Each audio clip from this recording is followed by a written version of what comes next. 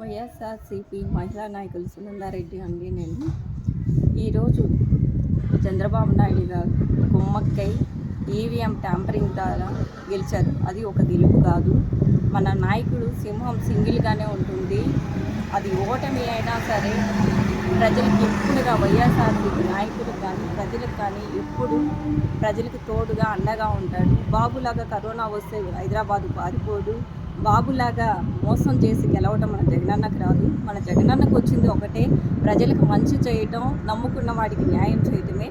కాబట్టి మన జగనన్నకి తోడుగా ఎప్పుడు మనం ఉందాం. జగనన్న మన తోడుగా ఉంటాడు. కాబట్టి వైఎస్ఆర్సీపీ నాయకులంతా ఓర్పుతో ఉండండి. బాబు ఆంధ్ర రాష్ట్రంలో ఏ విధంగా డెవలప్ చేస్తాడో ప్రజలకు తొందరలో అర్థమవుతుంది.